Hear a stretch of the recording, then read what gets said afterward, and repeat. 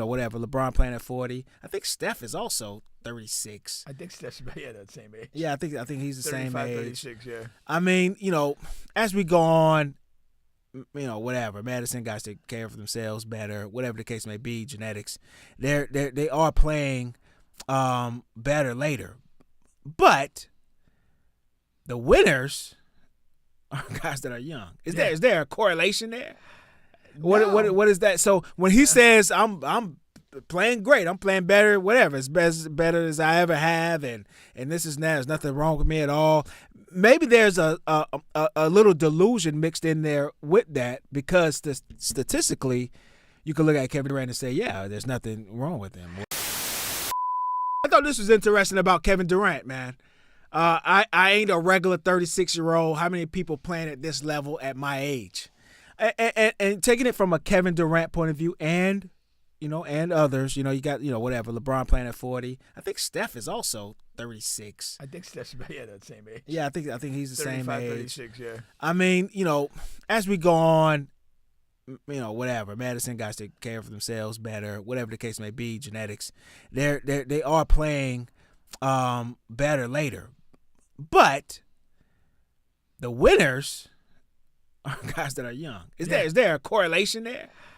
No. What is that? So when he says I'm playing great, I'm playing better, whatever, as better as I ever have, and this is now, there's nothing wrong with me at all.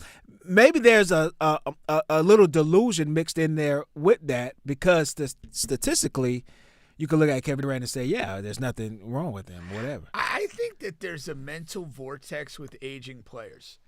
The older you get, the more experience you get, and so your understanding of the game becomes extremely acute. And what happens with that is, as your physical skills diminish and your mental skills rise, you, more than anything, subtly become almost like a machine in doing the things that you can do, what your body allows you to do. Michael Jordan, he didn't do a million things down the back part of his career. He did a handful of things with absolutely lethal efficiency. And that's kind of the prototype of aging guys. And so Kevin Durant still does Kevin Durant things at a super elite level. Yeah. And so he feels, I understand the game better than 99.9% of the people in this league, maybe just LeBron, and I'm still going out every night and playing efficient basketball. So I feel like I'm great. And, I mean, all things considered, he is great. But what you lose is your energy and versatility. And you become this absolutely fine-tuned, narrow-use specialist. And sometimes winning games requires you to just do damn near anything to win. And if if the situation around an aging star is not optimal, where he can't just do what he does and the team wins around him, then you're not going to have the success. And when you're talking about winning, 60 regular season games and another 16 through the playoffs to be an actual champion, you're going to have to win those games so many different ways. And older specialists can't do that. They can pick spots and do it. They can turn back the clock. But there's way too many nights where KD or LeBron or any of these aging guys, Steph, does what they're supposed to do, but there's not enough around. And in their peak, they were able to not just do what they do, but fill the gaps. Yeah. And that's the problem that you have with these guys. And it's almost like a mental distortion syndrome that they have with that combination of kind of becoming this crazy specialist. I mean, I saw it in soccer with Messi and Ronaldo, where their ability to just run and command the game in large stretches dissipated. They would have to position themselves in specific spots. The ball would have to come to them, and then they were absolutely lethal in those spaces. But they just couldn't go find the game when they needed to. Right. If people couldn't serve them with the ball in the spots that they needed it, they weren't going to chase it down and find it and just conjure something up crazy. And that's just the way sports are. That's the way the body and the mind work. No, for sure, for sure. And one of these old guys is going to have to win to change that in my mind. But they won't win unless they're surrounded by the right balance of youth in the rest of the team. And none of these guys are. To do the stuff that you can do. Ideally, Durant was supposed to be. Yeah. I mean, but I think we learned that Booker is not that guy, and we know Bill because of injury, because of Washington giving him just this massive contract with a no trade clause that he did not deserve. Yeah. So that is the reasoning there. But Booker is surprising me over the course of the last couple of years, because I thought when whatever that was 3 to 4 years ago, he scored the 70 points and he had the finals where they're comparing him to Kobe, and I thought, oh shit, this is the next guy, and he never, he never, sort of like what we were just talking about in football, like with Jalen Hurts, yeah, for sure, damn near ideally the same. Like he never, after that finals where he played well, and they were comparing him to Kobe, he just never took off from there. No, he absolutely. And that's the thing. Like a lot of these guys, they're good to a certain level, and they're not good after that. And again, like look at some of the teams that have won recently. Like the Celtics are like this beautifully balanced team, and there's a legitimate argument over who's their best player. And beyond those two best player candidates, they got like real deep weaponry. Star role players. When the Denver won, the Butt Nuggets, like they had a beautifully balanced roster that complemented. I mean, that's closer to being the key to victory. I mean, you even go back with, I don't know, Giannis was kind of felt like a singular star, but Holiday and Middleton and Lopez, it was an ensemble thing, and it was a winning combination. And you have to start looking at building winning teams with people in their same sort of like career arc. Yeah. Because there just really aren't. I mean, you could really argue there's who's good enough to win like kind of alone. Nobody. Right. I mean, the argument was LeBron, when he was in Cleveland and going against the Warriors were the deeper, more balanced team, and LeBron was the best player in the world, and he couldn't overcome that. I mean, that's the guy, And I mean, Jordan didn't win without Pippen and Grant or Rodman and, some combination of guys. It's unrealistic to just assemble, even two stars and not have legitimate depth and value in that roster. No, that's facts. But going to that, what was he saying that? The, having a great year or winning, a guy that I've been looking at a couple times recently is Cade Cunningham. Oh, man. He's, me, a really, really good player. Yeah. And it does feel like Detroit's kind of leveled up a bit. Yeah. But it's like I also have they leveled up a lot a bit. And it's really because he's playing a lot more games. He's been injured too. Right. But like I don't know that they're ever going to get to being a contender is my point. Yeah. And you're looking at a guy like Cade Cunningham. It's like, gosh, what if he plays his whole career and he's never on a team that like really has anything close to a legitimate chance to win a title? Maybe they make the playoffs, maybe they're in the play-in, or maybe their best year they're a 5th seed. Yeah. It's when you look at a guy's career, and again, we recognize that there are factors other than the individual brilliance that allow you or facilitate you winning a title. You do start to look at young talented players, and you're like, gosh, I hope for him that his whole career doesn't sit in this place. I hope, and I hope this for really all the great players, that you have that moment to play and compete on the biggest stage, to get to a final and roll the dice. And I know he's not anywhere near done, but Luka had that last year.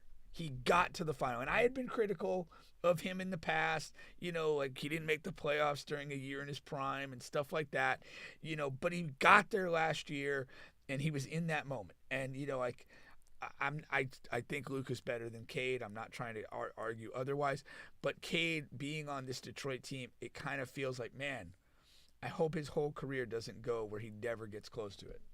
I know LeBron had the triple double. They're actually 6th in the that's where I wanted to go. Right now they're 6th in the West, which surprised me. And they're just a half a game back from 5th, and so forth and so forth. And LeBron and AD. It was out in the news today that they're afraid that the team is just going to sit on their laurels and not, try to make this team better. They got rid of D'Lo. I think that's an addition by subtraction. But they're the opposite of Steph Curry. We were talking about before the show. Steph Curry's like, hey, I'm okay. You don't have to make any major changes. Yeah, don't do anything for me. And LeBron has always put pressure on his front offices, and he's kind of doing the same now along with AD. What do you think about that? It's always been the LeBron model. Yeah. It's, you push for title contention and you run the franchise into the ground with no concern for the future. That's who he is. That's what he does. So it shouldn't surprise. And I guess, in a big picture way, it's probably really good that him and AD feel that way. It means they're bought into this season and they're not kind of rolling over or kind of just accepted that nothing can happen this year. So I look at that from a Laker perspective as that's a positive. Yeah. What exactly is that move? They did get rid of D'Lo. They brought in Dorian Finney, Smith, who's a kind of a valued role guy. Vanderbilt may be getting healthy from what I understand. So I don't know quite what that move is, but if I'm in their position, I would be aggressive as well. Yeah. For sure. Yeah, I think they should. When I say I think they should, I want to see LeBron in at least one more meaningful, playoff series with an actual chance to win. Yeah. It seems like they've been facing the one team that cannot beat for shit. You know what I mean? For 5 years now. I know that's overstating it, but it just feels that way. It feels like they faced against the Nuggets every single year, and it's just a team they can't handle. It's a team they can't handle. Anthony Davis just can't do absolutely anything with Jokic, and that's been my fucking thing about defense. He wanted to be defensive player of the year last year and the year before. It's like, listen, man, if there's a guy in the league that's your position and you can't do anything with, like anything, why are you clamoring to be the defensive player of the year? Yeah, I don't want to hear that. Do something with yourself in the offseason to figure out this guy that you keep getting your ass whooped, and you're the main reason why, because he's out playing you at the same position. Jimmy Part 4. We talked about Jimmy a couple of times here. Yeah. Today news come down that Miami Heat are planning to suspend Jimmy Butler for 2 games because he missed a team flight Wednesday. Yeah. What's funny about that is that you got champion action about Zion. Zion missed a flight about a week or two ago. I didn't know that. Okay. Yeah. He missed the team flight. And now you got Jimmy. I've never seen as many players miss team flights. Of course, Jimmy just doesn't give a shit. Yeah. On Jimmy's part, continues to be calculated. Yeah. He just doesn't want to be there. He's reiterated it many times. And the only way that he feels that he can get out of there is by, dropping his professionalism to a level that's just absurd. And I think that's where you're at with him. He's going to go all in to get out of this situation by any possible means. And that is his and the,